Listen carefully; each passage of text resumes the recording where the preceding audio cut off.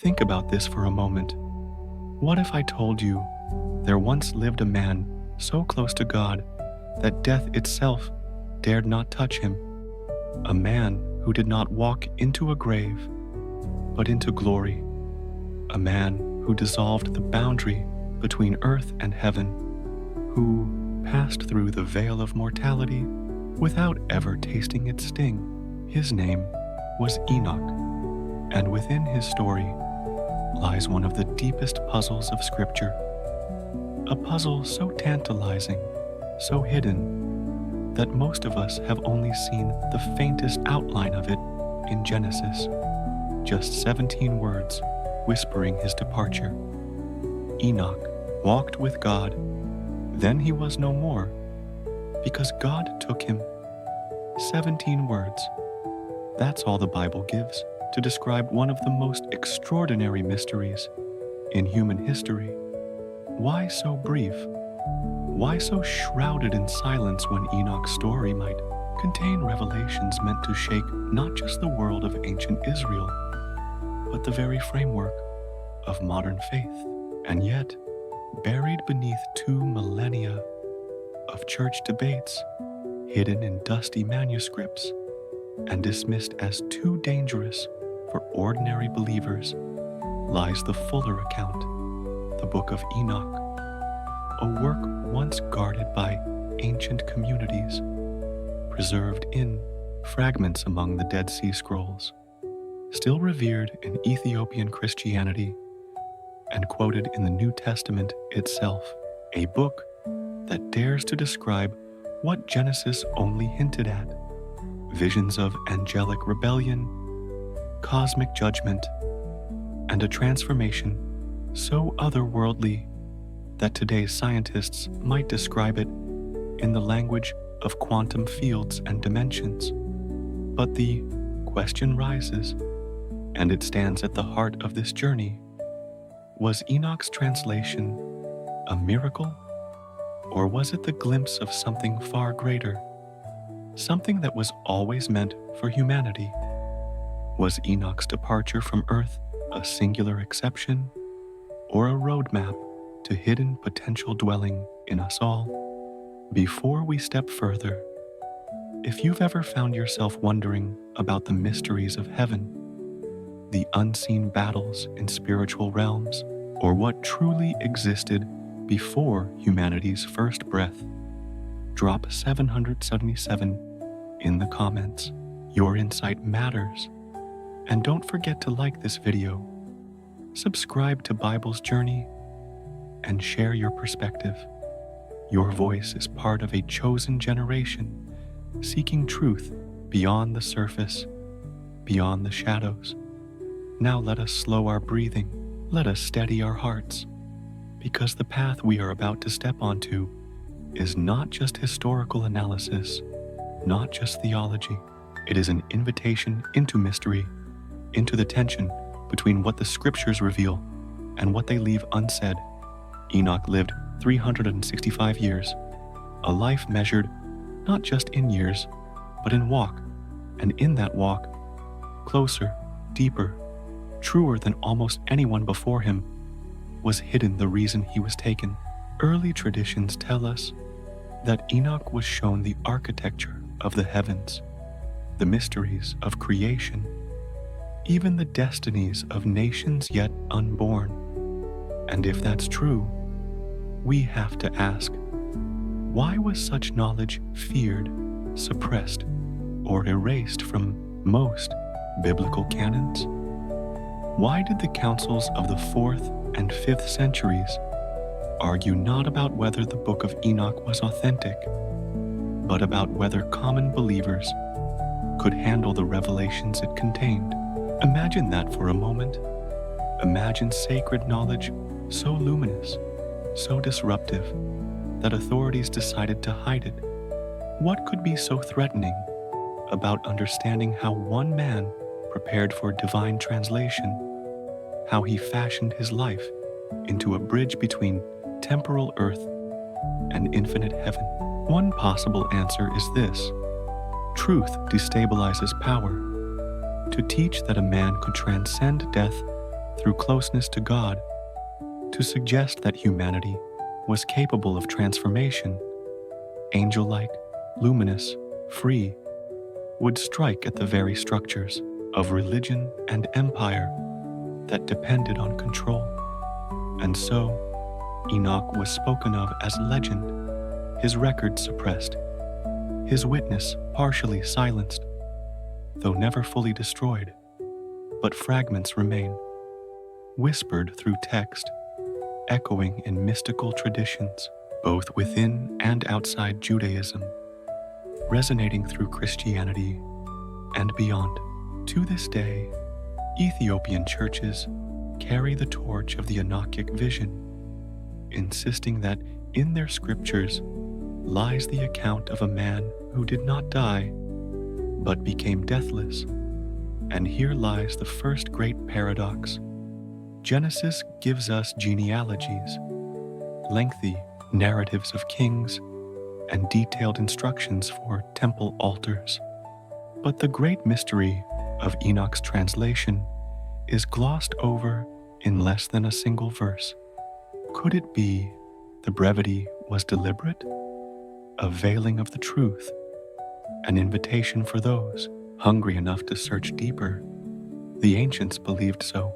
That is why other scrolls were written and guarded, describing in vivid detail Enoch's encounters with angels, his ascension into the heavens, his visions of cosmic order. These writings claim that Enoch was not snatched away suddenly, but prepared, systematically, deliberately, in body and in spirit, for the final step of immortality. Now, let's pause here. The Psalms remind us, deep calls unto deep at the sound of your waterfalls. All your waves and breakers have swept over me. Psalm 42:7. Some mysteries cannot be declared in plain words. They can only be unveiled piece by piece, like a river carving its path through the stone. Enoch's journey was not merely a story to be read, but a mystery to be lived out, a calling that speaks to something inside us, something we may have forgotten, but never fully lost.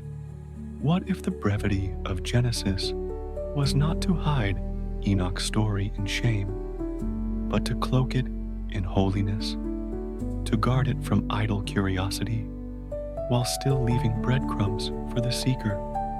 Could it be that the Bible's silence is itself an invitation to hunger, an invitation to search through history, tradition, and the very fabric of consciousness for the reality of what happened to Enoch? The Dead Sea community thought so. That's why, among their hidden cave libraries, they made so many copies of Enoch's texts. They believed these writings contained instructions, guides, and insights necessary for preparing the soul, not idle myths, but practical, dangerous knowledge. This explains not only their devotion, but also the resistance of religious authorities centuries later. Let us look at Enoch not just as a man, but as an archetype. His journey is what happens when humanity is unafraid to walk closer to God than religion normally allows. He is living proof that to walk with God is not merely to pray or to attend services, but to embody a way of being so radically aligned with the divine that the lines between earth and heaven blur. And now we stand in that tension again. Could Enoch's story be more than history? Could it be a mirror showing us what is possible when the human heart leans fully into God, when consciousness is stretched beyond its cultural limits? These are not easy questions, but they are necessary ones, and they echo a current that runs quietly through Scripture, from Adam, who walked with God in the cool of the day, to Moses, whose face shone with unearthly light, to Elijah drawn away in a fiery chariot, Scripture keeps whispering that humanity was meant for more than labor, more than survival, perhaps even more than death itself. My friend, that's the doorway Enoch stands before us, holding open. His silence in Genesis is a silence heavy with revelation. His story is not the absence of content, but the presence of mystery. And this mystery, this shadowed corner of biblical history, has the power to transform how we see ourselves, how we see God, and how we see the very limits of human destiny. Take a breath. Sit with this thought. Maybe Enoch's translation was not just for him. Maybe it was the foreshadowing of what humanity as a whole was meant to become. And that is where our journey begins. Close your eyes for a moment. Imagine standing at the edge of a vast library where countless scrolls and manuscripts lie waiting in silence. Dust covers their edges, but their voices speak from beyond time. Inside are stories forbidden for centuries, accounts of men and women who encountered the divine in terrifying splendor. Among them, one voice steps forward, the voice of Enoch. Why, we must ask, did Scripture devote entire chapters to genealogies, temple furnishings, and sacrificial laws, yet allow only 17 short words to describe perhaps the most astonishing event in human history? Enoch walked with God. Then he was no more, because God took him. Was this God's way of guarding a secret, or man's way of suppressing what was too radiant for ordinary belief? It is here that the book of Enoch rises like a candle in the dark, found in fragments among the Dead Sea Scrolls, preserved fully within Ethiopian Christianity, even quoted by Jude in the New Testament. These writings unfold what Genesis only whispers. They take those 17 words and stretch them into a story cosmic in scale, speaking of angels who fell from heaven, of visions that reached across time, and of a process of transformation so precise, so disciplined, that it reads less like poetry and more like a sacred science. And yet, somewhere in history, Enoch's voice was muted, not destroyed. No, the Spirit preserved his testimony in hidden corners, but deliberately excluded from the canon compiled by councils in the 4th and 5th centuries. And here lies an uncomfortable truth. The debate was not about whether Enoch was authentic. The question was whether the revelations contained within were too dangerous for common faith, too revealing, too destabilizing, too much power in the hands of ordinary people. Think carefully about that. What could possibly be too dangerous about a man walking so purely with God that he was spared the touch of death? What could be too threatening about texts that describe prayer, fasting, angelic wisdom, and visions of God's order, unless such knowledge pointed to a reality far beyond religious structures, a reality in which each human being might glimpse the same transformation Enoch embodied? The Dead Sea Scrolls tell us much. In Cave 4 at Qumran, at least 11 copies of Enoch's texts were discovered. That volume alone tells us something crucial. Of all the writings that ancient Jewish mystics could have safeguarded, they chose this one. Again and again, they considered Enoch not folklore, not fringe, but essential. They read it as instruction for the soul, a preparation for the ultimate journey. And what did these scrolls, these suppressed voices, actually say? They describe Enoch's final days not as a sudden snatching, but as a preparation, a slow, deliberate ascension shaped by fasting, purification, and encounters with angelic beings who unveiled to him the architecture of creation itself.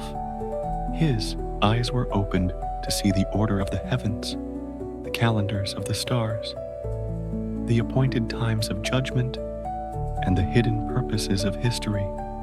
The detail is breathtaking. One version describes a 364-day calendar broken with precision into equal seasons, knowledge centuries ahead of its time. Another speaks of heavenly journeys, where Enoch was shown the courses of the luminaries and the balance of earth and heaven. Ancient minds should not have known these things, and yet they wrote them, preserved them, and guarded them. Early Christian fathers studied these texts too. Men like Tertullian, Clement, and Irenaeus quoted them, pondered them, and allowed them to shape their theology of angels and the afterlife. The New Testament itself cites Enoch directly. Jude, the brother of Jesus, writes, "Behold, the Lord comes with 10,000s of his holy ones to execute judgment on all." This line comes straight from Enoch's prophecy. Somewhere woven in the fabric of the earliest church, his voice pulsed and guided. And let us not forget, Jesus himself, according to some traditions, referenced Enoch's wisdom when he spoke of the angels who neither marry nor are given in marriage. Echoes of Enoch's visions of angelic rebellion rise to the surface. The influence is undeniable. So why then the silence? Why did councils rule Enoch too much for the canon? Was it fear that ordinary believers would dare to believe what the Book of Enoch implied? That humanity was not bound to weakness and death alone, but meant for transformation into something radiant, almost angelic? Psalm 82 whispers of this. I said, "You are gods, you are sons of the Most High, but you will die like mere mortals." Could Enoch be the exception that proves this verse's deeper meaning? That death is a consequence of disconnection, not design. That humanity was always meant to walk so closely with God that the sting of death would be foreign? Enoch's preparation for translation reveals a hint of methodology. Diet shifted, silence deepened, prayer expanded. His heart, his mind, his very body became tuned to a higher frequency, so much so that he began, little by little, to shine. The texts tell us he grew luminous, radiant. They describe a man shedding the garments of flesh and putting on garments of light. Pause here. Can you feel it? The resonance with Moses, descending Sinai with a face so bright that people shielded their eyes. The echo of Jesus at the Mount of Transfiguration, clothed in light. The reminder from the Psalms. The Lord wraps himself in light as with a garment. Psalm 104:2. What if this isn't ancient imagination? What if it is the careful witness of communities who preserved what they saw happening? What if Enoch's radiance was no metaphor but the observable transformation of a man's body and consciousness aligning with divine presence? Think again of the councils that suppressed it. Once you understand this, the fear makes sense. If Enoch's methods, his walk, his practices became widely known, They could inspire waves of seekers to follow the same path. Institutions thrive on hierarchy, but a living, luminous transformation available to all threatens control itself.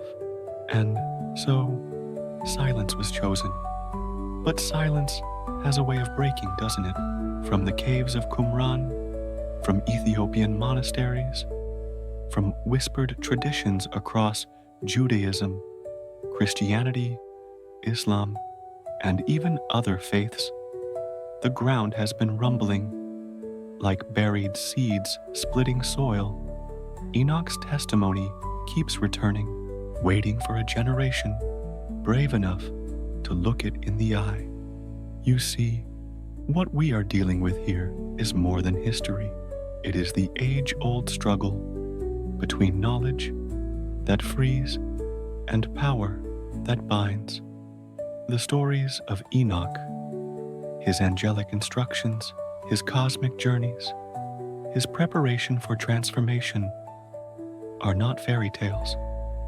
They are records of what happens when humanity presses so close to God that heaven opens its doors before death has a say. It leaves us a haunting question. Were these writings silenced because they were false or because they were true? I believe the very suppression of them testifies to their danger, for truth is often what institutions most fear. And yet, here you are, hearing the echoes again.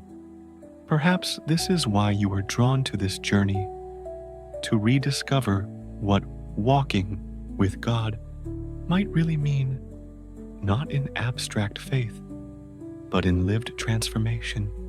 Friend, truth buried is never truth destroyed. Enoch still walks with God. His testimony still whispers, there is more. There is so much more than you've been told. And that is why we are here, listening, seeking, peeling back the silence. Let's imagine this together. The year is 1947. In the Judean desert, beneath sun-scorched cliffs and wind that tastes of eternity, a shepherd tosses a stone into a cave. The sound shatters not only ancient pottery, but also 2,000 years of silence. For inside those jars lay the Dead Sea Scrolls, manuscripts that would rewrite what we know about the Bible, and among them, multiple copies of the Book of Enoch. Pause there. Of all the texts preserved by the Essenes, of Isaiah, of Leviticus, of Psalms, why was Enoch so heavily copied, so deeply guarded?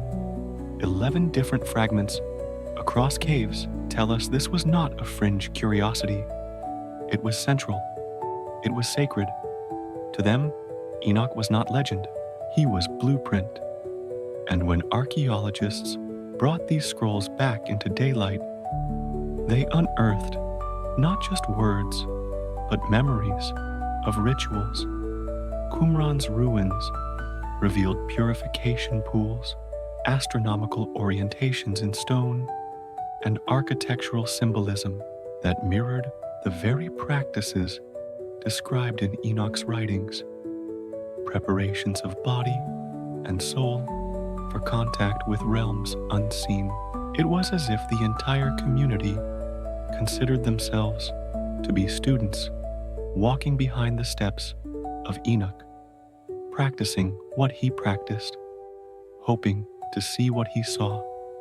Now, turn eastward in your imagination, toward Ethiopia. High in Axum, inside the walls of St. Mary of Zion Church, stones are carved with strange astronomical symbols. Ancient inscriptions whisper the very same cosmic alignments spoken of in Enoch's visions: the ways of the sun, the cycles of the moon. The Ethiopian Orthodox Church is the only Christian tradition that never let go of Enoch's book. They hold it in their canon to this very day, claiming an unbroken line of preservation longer than 2 millennia. Their monasteries safeguarded these texts when Rome rejected them, when councils silenced them, when empires rose and fell. Sit with that, a community holding fast to hidden knowledge across centuries, as though obeying the call of Amos 3:7. Surely the sovereign Lord does nothing without revealing his secret to his servants, the prophets. In Ethiopia, the secret was preserved, but the trail does not end there. Travel north to Turkey's rolling hills, and there you will find Göbekli Tepe, the world's oldest known temple, 12,000 years old, stones rising like fingers against the sky, carved with symbols of animals, stars, and cosmic cycles. Its alignments mark solstices, equinoxes, the very rhythms of heaven that Enoch's writings detail. Could it be, controversial though it sounds, that ancient humanity shared in knowledge long before we believed possible, that they built temples as calendars of the cosmos, echoing the revelations granted to prophets like Enoch?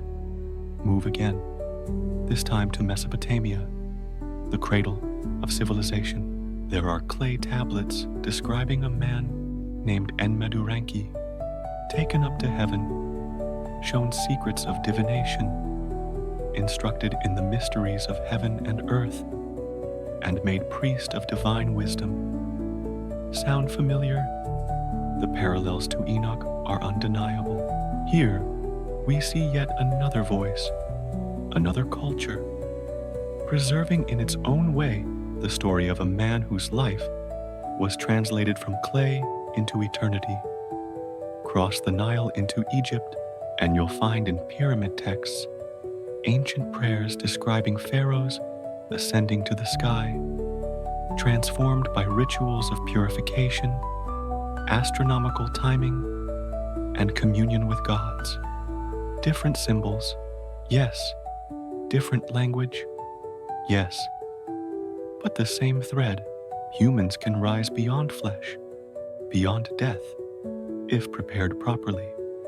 And when archaeologists opened the sealed jars of Nag Hammadi in 1945, among the Coptic manuscripts, the Gospel of Philip, the Apocryphon of John, were passages echoing Enoch's vision, the possibility of ascending not through myth alone, but through disciplined preparation, fasting, meditation, inward awakening. Do you see the trail from Qumran's caves to Ethiopia's sanctuaries, to Turkey's temple, to Babylon's tablets, to Egypt's hieroglyphs, to Coptic gospels? Enoch's shadow stretches across cultures, always whispering the same thing. Human beings can be reborn, not only after death, but within life. And it doesn't stop in the ancient world. Look outward to other continents. Among the shamans of the Amazon, rituals prepared them with fasting, chants, and plant sacraments to pierce the veil and travel between dimensions. Among Native American traditions, the Lakota spoke of walking the spirit trail, where seekers fasted and engaged in vision quests that carried them beyond physical sight. In Tibet, texts describe the rainbow body, the moment when a monk's body shines, shrinks, or dissolves into light. Tibetan records describe not one or two, but thousands of such cases. In Hindu traditions, sages pursued Jivanmukti, liberation in life, the state of being free from death before the final breath. African Yoruba traditions, too, speak of alignment with the divine, so total that death loses hold. Different tongues, different lands, same mystery. How do we interpret this? skeptics wave it away as shared myth-making. Cultures inventing similar stories to comfort themselves against mortality. But does it not seem strange to you that isolated peoples, separated by oceans, continents, and centuries, all came to repeat the same core pattern? Preparation, purification, light, angels, spirits, messengers, traversal of dimensions, return with knowledge, and sometimes vanishing into the beyond. Friends, this is not myth in the shallow sense. This is humanity remembering its original potential. This is what the psalmist meant when he cried, "What is man that you are mindful of him, or the son of man that you care for him? You made him a little lower than the angels and crowned him with glory and honor." Psalm 8, 4-5. Humanity was not made for dust alone. Dust, yes, but also light. Flesh, yes, but also glory. The pattern written in cross-cultural ink suggests not borrowing, but discovery. Not myth, but method. A universal law glimpsed by those who dared look inward deeply enough. Perhaps this is why institutions suppressed it, for if it were true, if man could truly seek a path to glorification, to ascendancy, to communion unaided by temple, priest, or council, what then becomes of the structures of control? Here is the inconvenient truth. Mystery liberates, but liberation threatens rulership. And so, again and again, these traditions were obscured, labeled heretical, hidden away, but they never died. Like embers smoldering beneath centuries of ash, they are being fanned back into flame in our generation. Can you feel the tug of that flame inside you? Wonder why. Across history, civilizations carved the heavens into their stones, aligned their temples with stars, tracked time not with clocks, but with eternity itself. They were not foolish primitives. They were seekers. They echoed Enoch, walking with God into the mystery of time and light. This archaeology of the soul leads us now into a deeper reflection. Perhaps Enoch's final preparation was not merely his own, but the prototype for all humanity, a pattern that shows itself in every culture, because every human heart, deep down, remembers Eden, the place we were first clothed with glory, the place where walking with God was natural until sin clothed us with death. The story of Enoch is not nostalgia, it is prophecy. He is not anomaly. He is preview. He lived among ordinary men, but walked an extraordinary path that left a trail we still follow today. Not in one tradition, not in one church, not in one religion, but across the globe, in stones, in scrolls, in seers. And so, let us return to this silence in Genesis, 17 words. Could it be that Scripture kept it veiled, while history left the rest scattered across nations, as if God Himself spread the testimony so widely that no empire, no council, no suppression could fully touch it? If the Jews hid it, the Ethiopians would preserve it. If churches suppressed it, the desert caves would yield it. If the West forgot it, the East would echo it. A story stitched into earth itself, immune to erasure.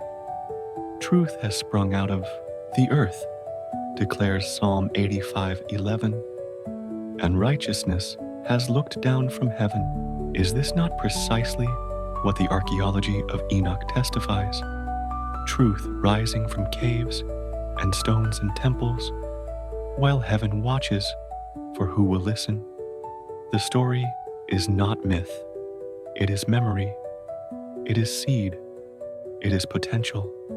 And like all seeds, it waits for the right soil, a seeking soul. And perhaps that soul is yours. Close your eyes with me and imagine the ancient strangeness of those words. Enoch walked with God, and he was not, for God took him. For centuries, people read this as pure miracle, something outside the reach of natural explanation. But what if, instead of bypassing the laws of reality, Enoch revealed them? What if his story was never meant only for awe, but for understanding, pointing us to forgotten capacities woven into the very fabric of human nature? This is where the bridge between the ancient and the modern appears, because what the ancients described in poetic images and mystical visions, today's scientists are beginning to detect with instruments, and the parallels are striking, so striking they are impossible to dismiss as coincidence. Let us begin with the body itself. The Book of Enoch describes not just visions of heaven, but a preparation, a transformation of diet, of living, of rhythm.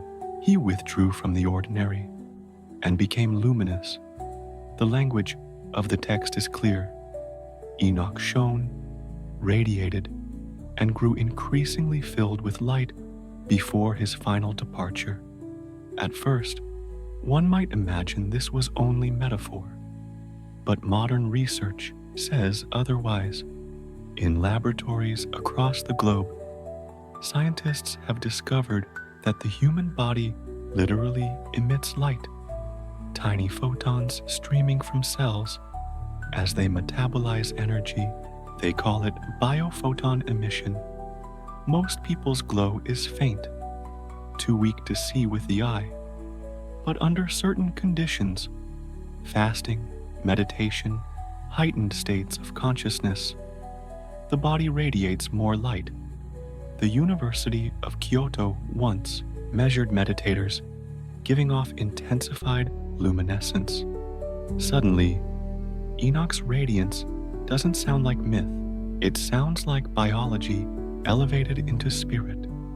The ancients described it with reverence, a man becoming light-filled.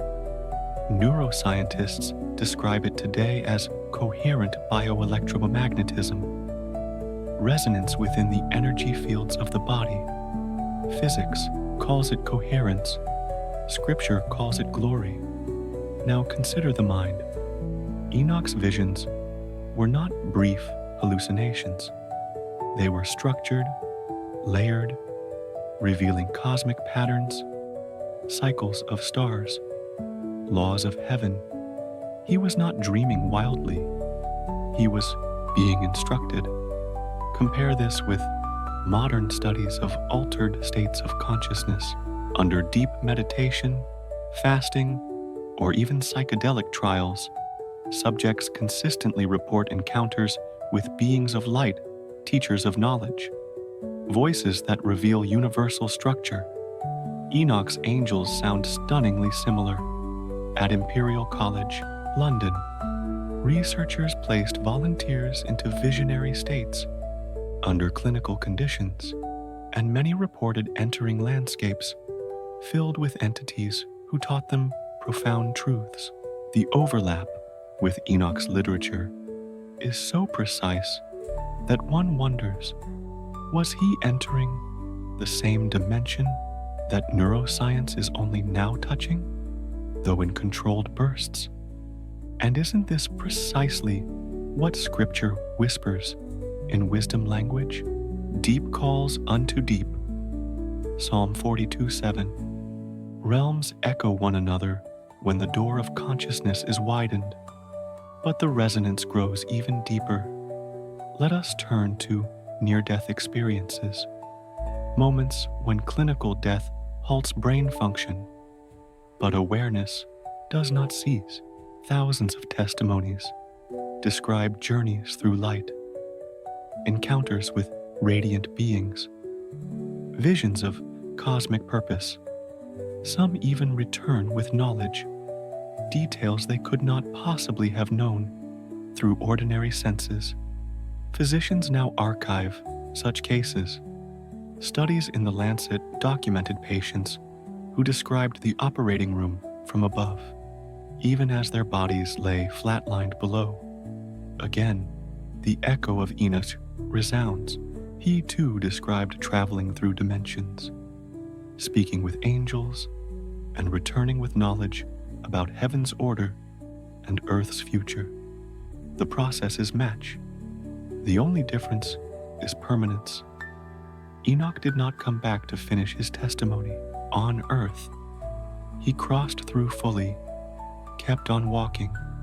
Now, let's take a step into the realm of physics, the edge where the measurable begins to meet the mysterious. Enoch's text speaks of cosmic travel, instant movement between dimensions. Modern science has a word for this: non-locality. In quantum mechanics, particles separated by vast distances communicate instantly, defying the limitations of space and time. Some physicists have even dared suggest that human consciousness itself might be non-local, that the mind is not locked in the skull, but connected to the deeper field of creation itself. If so, then Enoch's journey is not impossible. It is demonstration. He exemplified what modern science is only beginning to describe: that awareness might travel, might expand, might transcend. Indeed, in recent decades, experiments in parapsychology and noetic science have repeatedly shown that thought influences matter, that intention alters electromagnetic systems, that human awareness can perceive things far beyond sensory reach.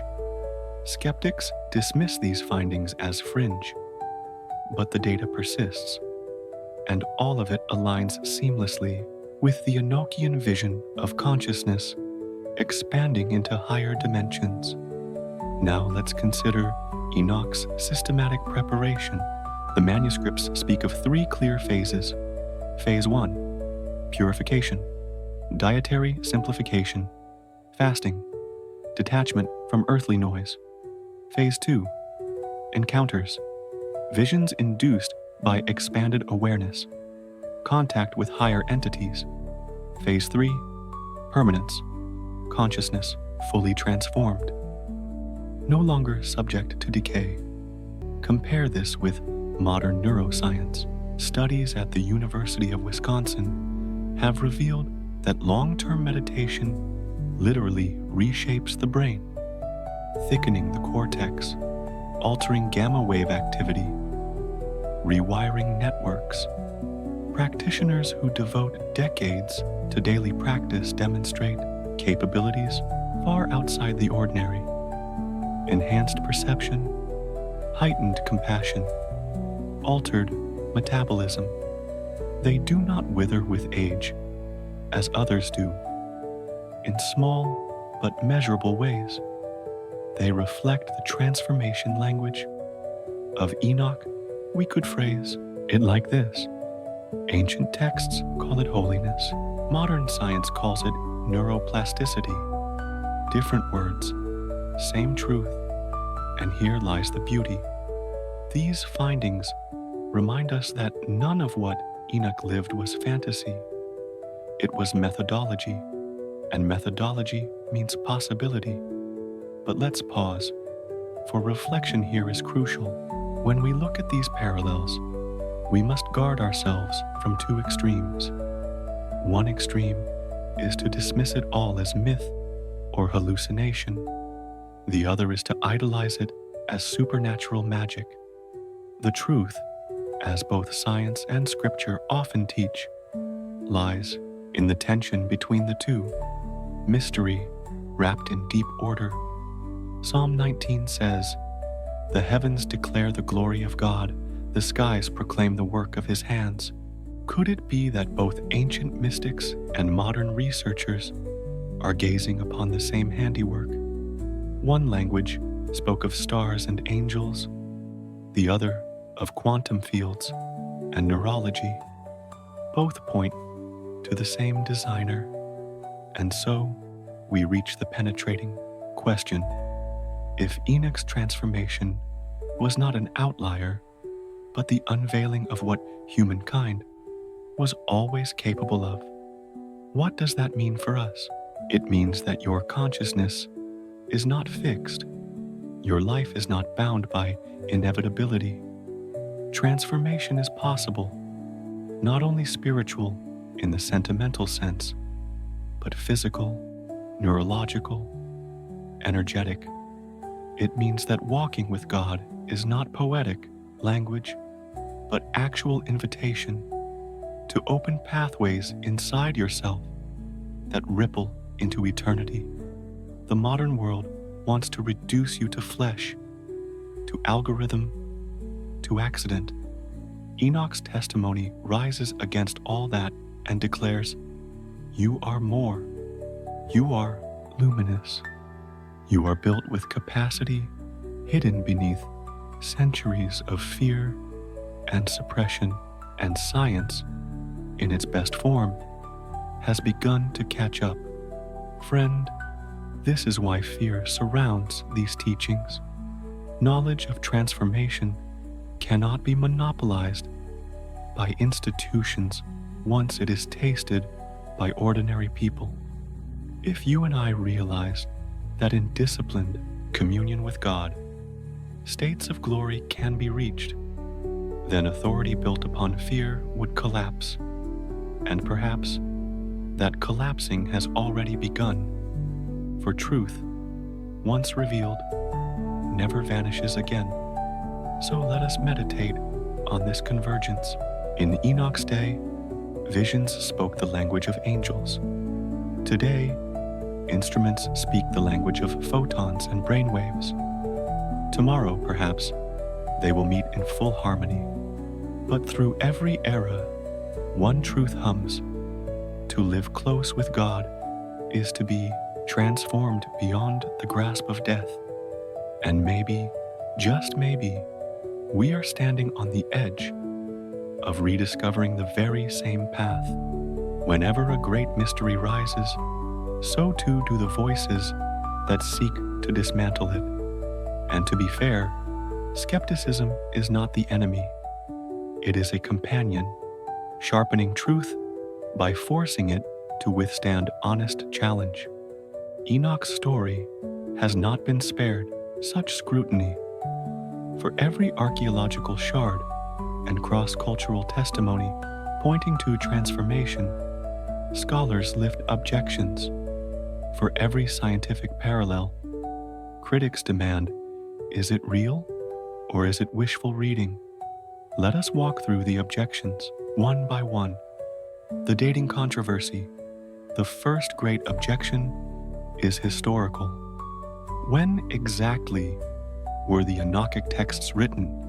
Scholars such as Dr. George Nicholsburg argue that the detailed transformation narratives, those describing luminous bodies, cosmic travel, and angelic teachings, were likely written in the Maccabean or Hellenistic period, roughly 3rd, 2nd century BCE. If so, then these accounts would not be the eyewitness records of an ancient patriarch, but rather theological allegories crafted during turbulent times to encourage Jewish identity under foreign rule. To the skeptic, this makes Enoch less history and more propaganda, an imaginative myth to portray Jewish wisdom as superior to Greek philosophy. And yet, the counterpoint stands strong. Multiple Aramaic fragments of Enoch unearthed at Qumran predate much of that period's influence. Carbon dating places them centuries earlier, overlapping with texts we accept as biblical.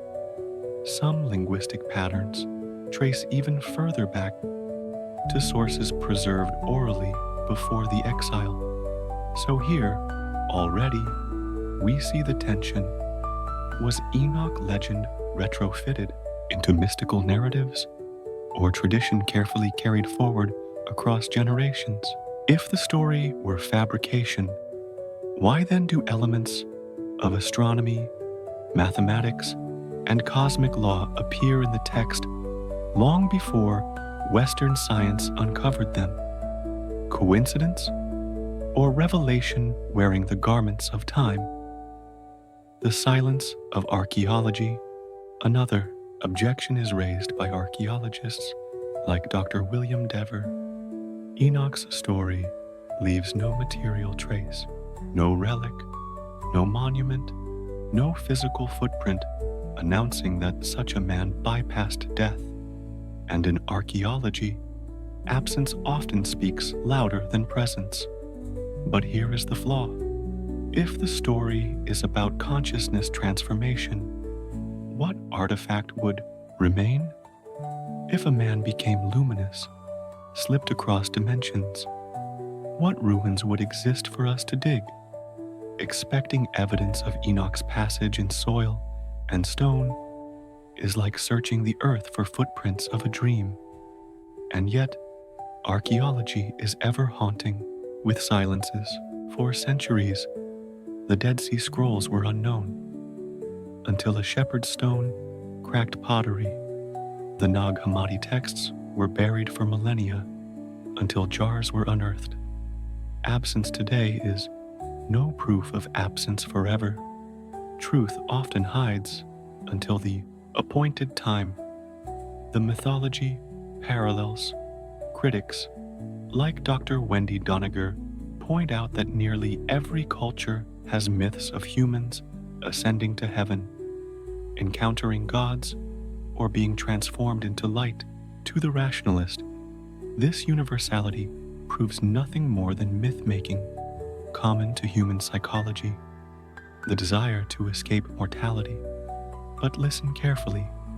Yes, the parallels exist across Tibet, Egypt, Mesopotamia, the Amazon, the Lakota. And is this not precisely what makes the story harder to dismiss? If these accounts were cultural imagination, why do they converge on the same technical features? Fasting, luminosity, beings of light, cosmic travel, dissolution into spirit. We must admit the logical choice, common hallucination or common reality.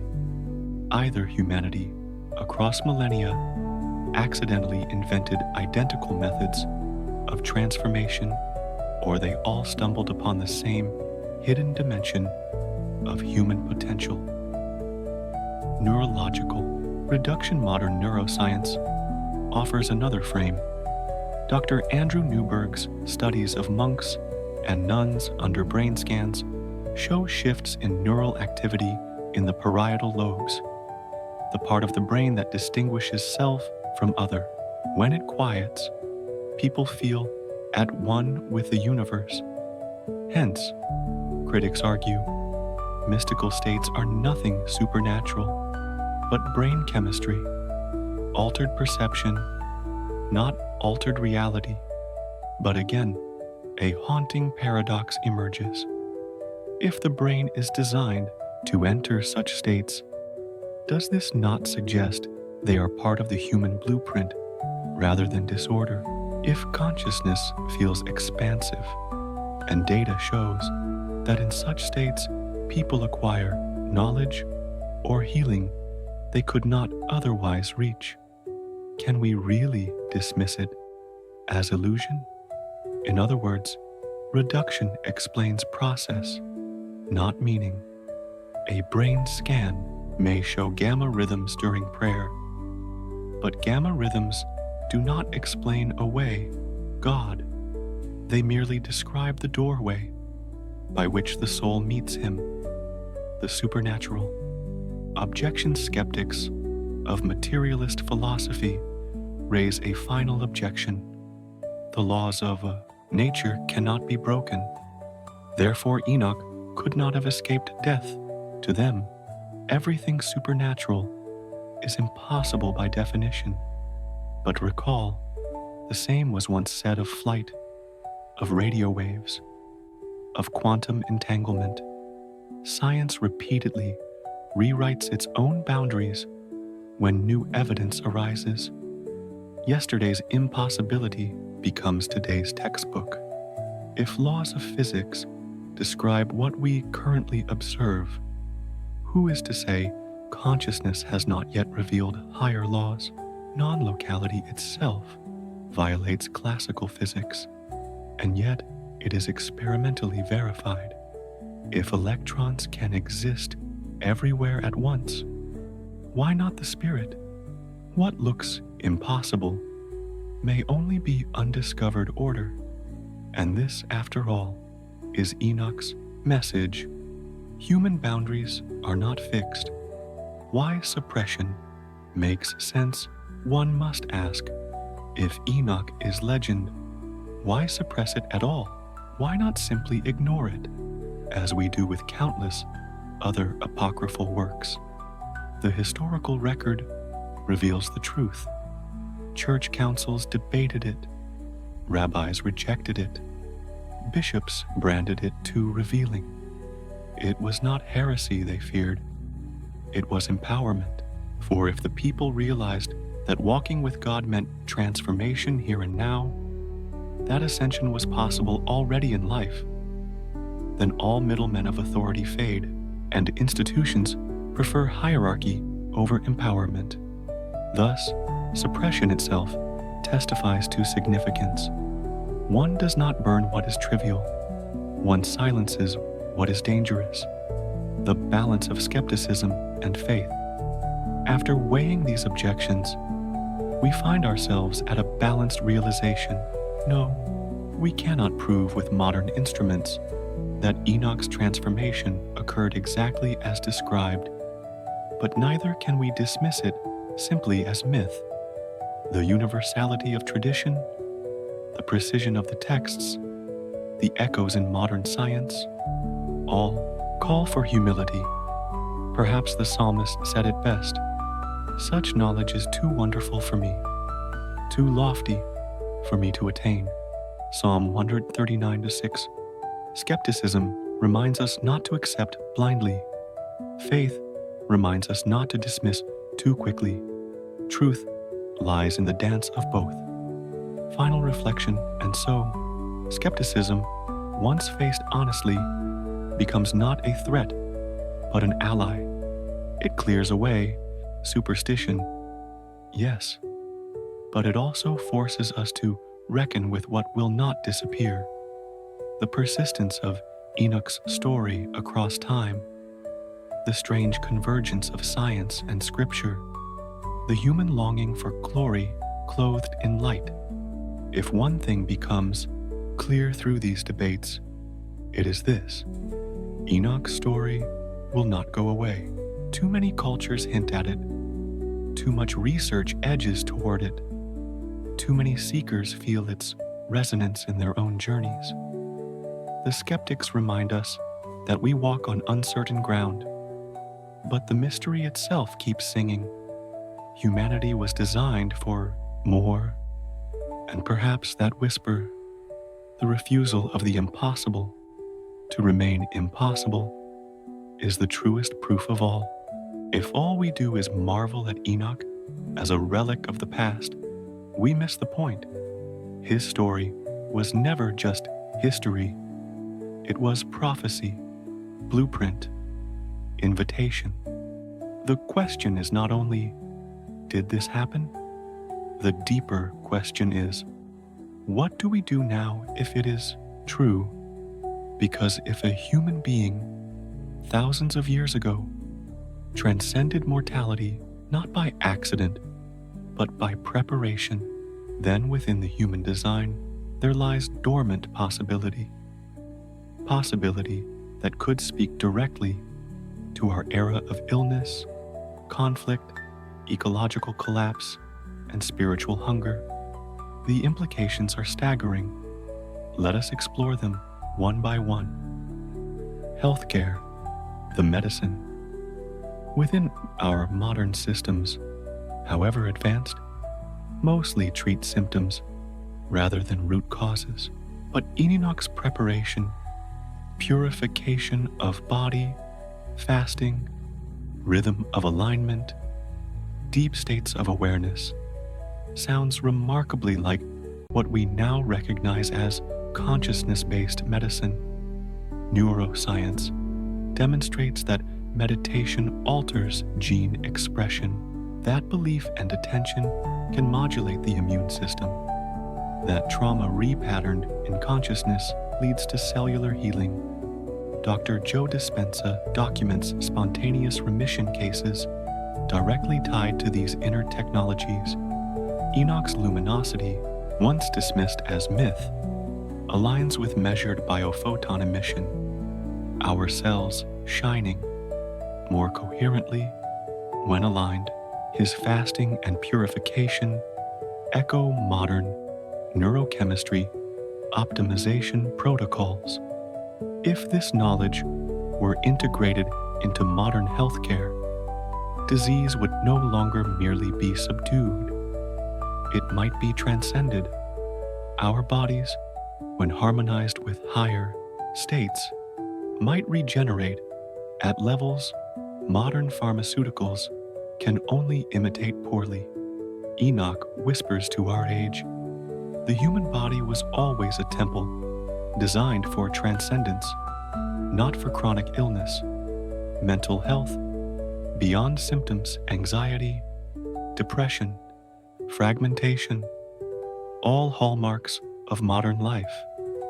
But Enoch's model shows that transformation is not escape from mental struggle. It is process, diet, rhythm, quietness, encounter, expansion. Where modern psychiatry leans heavy on chemical intervention, ancient consciousness practices address root states of awareness. Mindfulness therapies already prove how contemplative practices outstrip drugs in long-term resilience.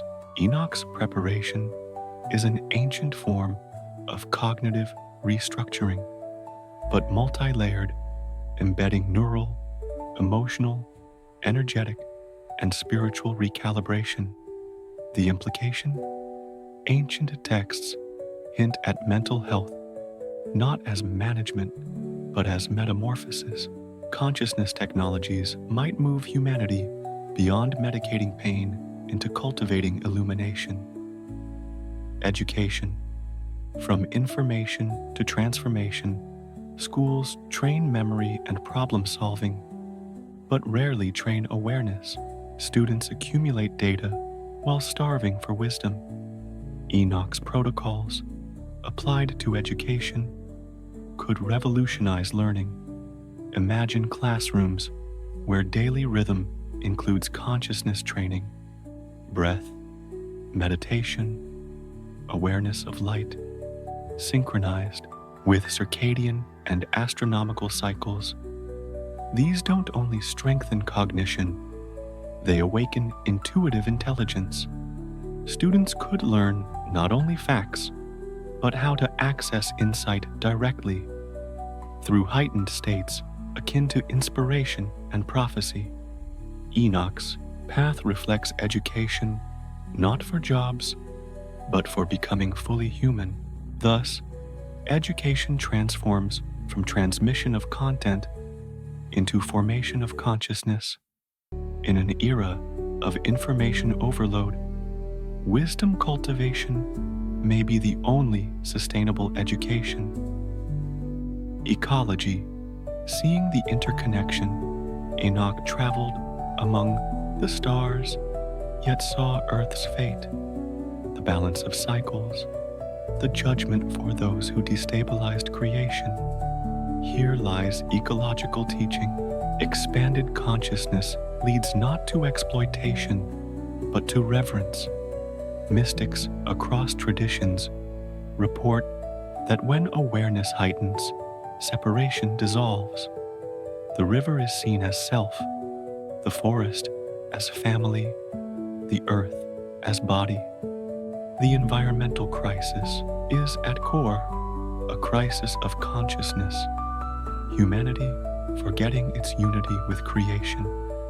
The Book of Enoch warned of cosmic judgment tied to corruption of earth. Today, climate instability, extinction, and collapse echo that warning. His path suggests ecological responsibility is not political convenience. It is spiritual alignment. If humanity awakened to its luminous potential, ecological healing would follow naturally, because one does not poison what one perceives as part of oneself. Society and politics. Consciousness. Instead of control, why was Enoch suppressed? Because knowledge of direct communion with God undermines institutional authority. If every human could walk with God, become radiant, ascend, then priest and emperor lose monopoly. Our societies still reflect this dynamic. Authority thrives by keeping populations fragmented, dependent, fearful. Imagine instead a politics rooted not in control, but expanded consciousness. Leaders trained to cultivate wisdom, compassion, non-local awareness. Wars could dissolve because manipulation loses power over awakened minds. Enoch hints at a society where hierarchy is replaced by communion, conscious collectives empowered by awareness rather than dominated by fear. Economics. From scarcity to sufficiency, capitalism thrives on endless craving. But those who enter luminous states report profound sufficiency, inner fulfillment, creativity, compassion. Economic structures based on scarcity falter when individuals no longer define themselves by possession. If Enoch's consciousness technology spread, wealth might shift from accumulation to contribution. Gold would no longer be metals extracted, but wisdom embodied. This revolutionary shift is why Enoch's knowledge feels threatening to empires, because it changes not just theology, but the entire scaffolding of society. Spirituality. From belief to direct experience. Finally, the deepest implication. Enoch testifies that human beings are not meant to live in blind faith alone, but in direct encounter, where religion often substitutes dogma for transformation. Enoch models a path where the veil parts through disciplined practice. He did not become luminous by accident or mere belief. He trained, prepared, aligned. Thus, spirituality ceases to be passive assent to creed. It becomes applied consciousness science, a reproducible sequence of purification, encounter, expansion. Such spirituality democratizes holiness, no longer special prophets only, but any who walk the path. Enoch stands as proof, a human who so integrated with God that mortality dissolved. The urgency of now. All this might feel abstract until we ask, why does this matter now? Because the crises of our century are not technological, political, or economic. At core, they are crises of consciousness. Wars, ecological destruction, despair, all flow from a limited sense of who we are. If humanity remembered what Enoch embodied, everything could shift. And this is exactly where his legacy lives, not as unreachable myth, but as invitation. as if the patriarch calls across time saying, "You are more than what they told you. Walk, prepare, rise. The same light is within you." If Enoch's story is not merely myth, nor only miracle, but blueprint, then his translation forces us to ask a staggering question. Was he humanity's preview, like the lone blossom that appears before spring begins? Enoch may have stood as a sign of what the human species is ultimately meant to become. His life may have been evolution's hint, a whisper of where the journey of consciousness is heading. The evolutionary veil human history, as we tell it, is framed materially. Biology evolves through mutation, adaptation, environment. But what if consciousness evolves too? What if cognition, awareness, and luminous possibility are as much a trajectory as opposable thumbs and fire? Across cultures, traditions preserve memory of humans dissolving into light, ascending into spirit, transcending death. To the materialist, these are all myths, but to the evolutionary eye, they may be scattered data points of the same trajectory, humanity groping toward higher emergence. Enoch is not myth then, but milestone. His passage represents the next step already achieved once, waiting to unfold again. The threshold of consciousness. Every evolutionary leap demands a threshold event. Single cells multiplied together. Then one day, true multicellularity crossed a line. Thought flickered in primates. Then suddenly, human self-awareness dawned. What if our present human form is on the cusp of another such threshold, moving from self-consciousness to cosmic consciousness? If so, Enoch was the archetype, the individual who walked across the bridge early. His translation was not escape, but demonstration. This is what it looks like when human potential matures, and the texts call it transformation of body and spirit, repatterning the brain, radiance of the cells, alignment with cosmic law. Today's neuroscience and physics lend language to what ancients observed through experience, quantum coherence of mind and body.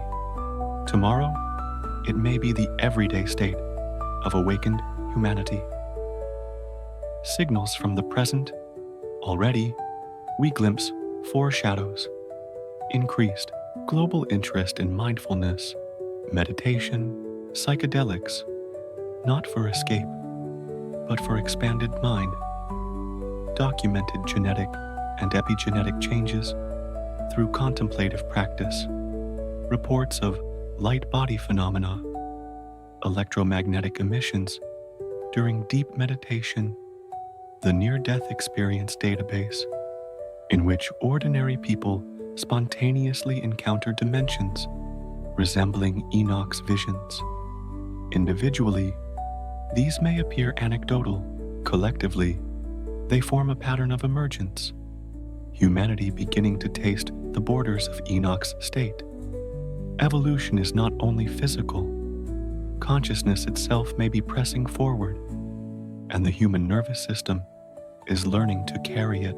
Universal pattern, becoming light. Every great tradition points to this. Tibetan Buddhism speaks of the rainbow body, practitioners dissolving into pure light at death, bodies shrinking or vanishing, leaving only hair or nails. Christian mysticism speaks of divinization, humans becoming partakers of the divine nature. Next Peter 1:4, Islamic Sufism speaks of fana fi Allah, complete immersion into divine being until nothing remains but God's light. Hinduism preserves Jivan Mukti, liberation in life, where the body becomes light-like. Indigenous shamans report ancestors walking into the light and never returning. One name, many tongues. Humanity becoming luminous. Evolution not only of thought, but of form. Why now? If this capacity always lay dormant, why does Enoch's story press forward with such urgency today? The answer may be simple. Our global crises are symptoms of old consciousness failing. Ecological collapse reveals the peril of separateness. Geopolitical conflict reveals the peril of ego and fear. Spiritual hunger reveals the insufficiency of second-hand belief. Humanity cannot remain as it is. Evolution demands awakening or extinction, just as new wings once broke the limits of crawling. A new consciousness must break today's survival-only paradigm, and perhaps the upheavals of our era are exactly the conditions forcing birth. The double edge of evolution, but we must face the truth. Transformation is not automatic. Evolution does not force maturity, it makes it possible. One trajectory leads upward toward radiant consciousness, sufficiency, communion, transcendence. The other leads downward toward collapse, fragmentation, extinction. Both are possible. The difference will not be genetic mutation or technology alone. The difference will be consciousness, whether humanity awakens to what Enoch revealed or remains asleep. The ethical horizon, if evolution of consciousness is unfolding, we must also face profound ethical questions. Who will have access to transformative technologies? Only elites or all? How will societies handle humans of greater capacities without slipping into hierarchy or fear? Can humanity embrace collective awakening without weaponizing it, as has happened with every technology before? These are no longer theoretical musings. Already, mindfulness is commodified. Psychedelics enter stock markets. AI merges with neurointerface experiments. If awakened states carry power, we must wield them with maturity, or risk birthing another Tower of Babel. Enoch's story warns us of this. In his writings, the Watchers, the fallen angels, perverted spiritual technologies for domination, bringing corruption. Evolutionary potential can build or destroy. The future will depend on our discernment. The prophetic invitation, in the end, Enoch's life whispers not inevitability, but invitation. His 365 years, a symbolic year of days, matching a solar cycle, point to harmony with cosmic order. His walking with God testifies to relational consciousness. Transformation comes not by will alone, but by love, alignment, communion. Enoch shows us ourselves, not who we are stuck as, but who we are called to become. He shines ahead like a lantern, not saying, "Marvel at me," but "Follow me." This way goes home. Closing, Vision Enoch is not a museum artifact. He is a mirror reflecting back humanity's truest potential. The evolutionary leap he embodied is not forbidden. It is waiting. Within each heartbeat, within each cell's electromagnetic hum, lies the echo of that same possibility. Modern science is finding its edges. Ancient wisdom safeguarded its methods. Our crisis demands its reawakening. We stand at the crossroads of history. The boundary between myth and human destiny is thinner than ever, and the choice is before us to remain bound by fear or to rise as luminous beings, children of earth, yet heirs of heaven. Enoch walked with God, not as exception, but as example. The question is no longer, did it happen? The question is, will it happen again? Will it happen in you